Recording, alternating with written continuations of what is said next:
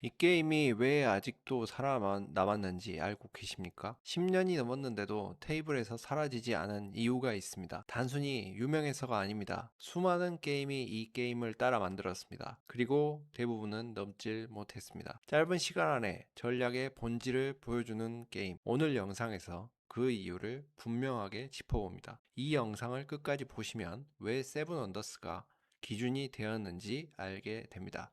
전략 게임을 좋아한다면 반드시 도움이 됩니다. 지금 바로 구독 버튼 눌러주세요. 좋아요는 더 깊이 있는 게임 분석으로 보답하겠습니다. 지금 소개할 게임은 보드게임 역사에서 하나의 기념비로 불리는 작품입니다. 세븐 원더스입니다.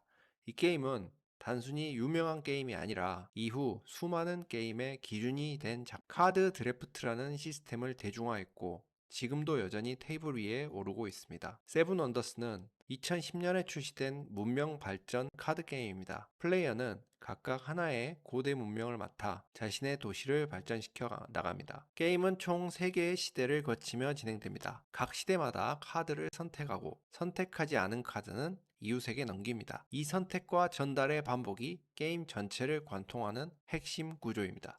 이 게임이 특별한 이유는 모든 플레이어가 동시에 행동한다는 점입니다. 차례를 기다릴 필요 없이 모두가 함께합니다. 그 결과 플레이 타임은 매우 짧습니다.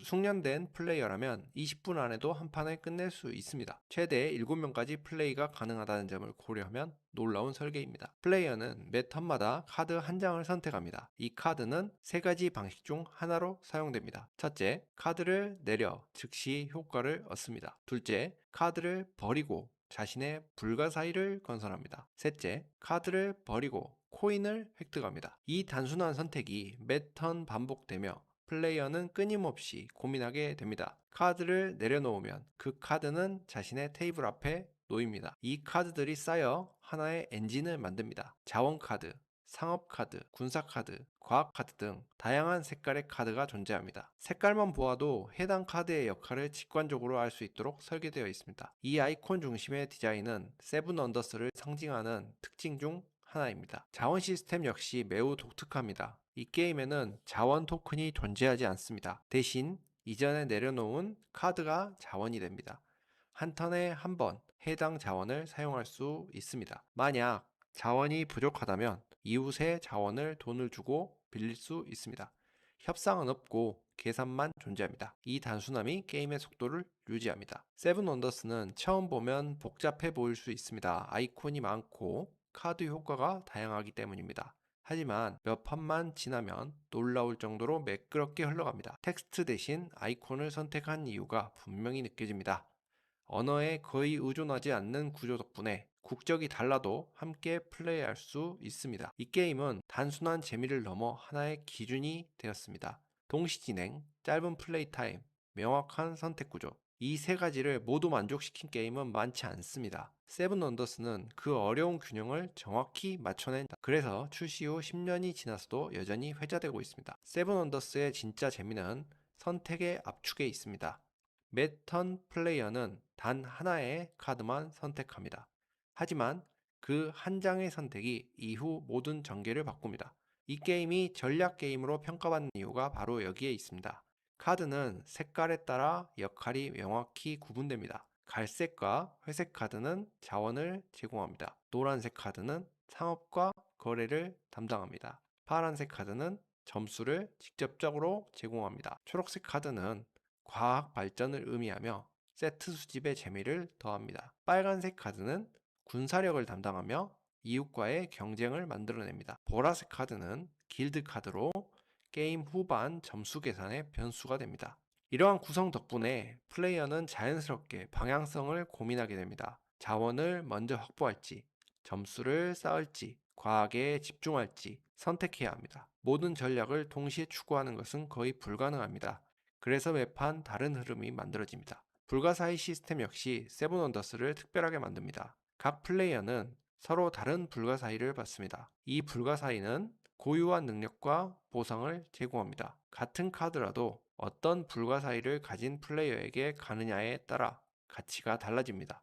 이 비대칭 구조가 게임의 리플레이성을 크게 높입니다. 군사 시스템도 흥미롭습니다. 직접적인 전투는 없습니다. 대신 시대가 끝날 때마다 이웃과 군사력을 비교합니다. 이 단순한 비교만으로도 긴장감이 형성됩니다. 적당한 견제와 균형이 필요합니다. 과학 카드 역시 중요한 선택지입니다. 과학은 단순한 점수가 아닙니다. 같은 기호를 모을 것인지, 다양한 기호를 모을 것인지 고민해야 합니다. 선택에 따라 점수 곡선이 완전히 달라집니다. 성공했을 때의 보상도 매우 큽니다. 세븐 언더스는 인터액션이 적은 게임처럼 보일 수 있습니다. 하지만 실제로는 끊임없이 이웃을 의식하게 됩니다. 카드를 넘기며 상대의 전략을 추측하게 되고요. 자원을 구매하며 간접적으로 영향을 주고 받습니다. 조용하지만 밀도 높은 상호작용이 이어집니다. 이 모든 요소가 동시에 작동합니다. 그럼에도 게임은 빠르게 끝납니다. 복잡한 규칙 대신 명확한 구조를 선택했기 때문이죠. 세븐 원더스는 전략 게임이 가질 수 있는 부담을 최소화하면서도 선택의 깊이는 포기하지 않은 설계입니다. 이제 세븐 원더스를 한 문장으로 정리할 수 있습니다. 잘 만든 게임이자 중요한 게임입니다. 이 두 가지를 동시에 만족시키는 작품은 많지 않습니다. 세븐 원더스의 가장 큰 장점은 속도입니다. 최대 7명이 플레이해도 30분을 넘기지 않습니다. 대기 시간이 거의 없습니다. 모두가 동시에 선택하고 동시에 결과를 확인합니다. 이 구조 덕분에 집중력이 끝까지 유지됩니다. 선택의 무게감도 분명합니다. 운의 요소는 존재하지만 모든 선택은 의미를 가집니다. 카드를 내려놓을지, 불가사의를 지을지, 코인을 얻을지, 게임이 끝났을 때 점수가 설득력을 갖습니다. 비대칭 구조 역시 강점입니다. 불가사의 덕분에 같은 전략이 반복되지 않습니다. 어떤 플레이어에게는 평범한 카드가 다른 플레이어에게는 핵심 카드가 됩니다. 이 차이가 매판 새로운 이야기를 만들어갑니다. 디자인 측면에서도 세븐 언더스는 뛰어나죠. 아이콘 중심의 설계는 처음에는 조금 부담스럽습니다. 하지만 익숙해지면 놀라울 정도로 직관적이에요. 테스트를 최소화한 선택은 언어 장벽을 거의 제거했습니다. 전 세계 어디서나 같은 방식으로 즐길 수가 있죠. 물론 아쉬운 점도 존재합니다. 초반 학습 곡선이 낮지 않습니다. 아이콘에 익숙해질 때까지 시간이 필요합니다. 확장팩이 많아질수록 준비 과정은 번거로워지죠. 플레이 중 직접적인 대화나 협상은 많지 않습니다. 하지만 이 단점들은 설계의 방향성과 맞닿아 있습니다. 빠른 진행과 동시 행동을 유지하기 위한 선택이죠. 그 결과 세븐 원더스는 전략성과 접근성의 균형을 잘 지켜냈습니다. 이 게임이 특별한 이유는 영향력에 있습니다. 이후 수많은 카드 드래프트 게임이 등장을 했죠. 동시 선택 구조는 하나의 표준이 되었습니다.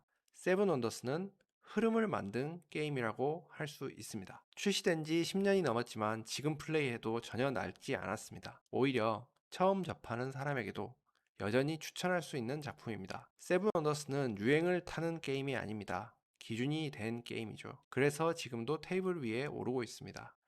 이 게임이 왜 오래 살아남았는지 직접 플레이해보면 바로 이해하게 됩니다. 세븐 언더스는 화려한 말이 필요 없는 게임입니다. 직접 플레이해보면 왜 이 게임이 오래 살아남았는지 바로 느껴집니다. 빠르지만 가볍지 않고 단순하지만 얕지 않습니다. 그래서 지금 다시 이야기할 가치가 있다고 생각합니다. 이 영상이 도움이 되셨다면 구독을 눌러주세요. 좋아요는 다음 게임 분석을 계속 이어갈 수 있는 가장 큰 힘이 됩니다. 앞으로도 기준이 된 게임들을 함께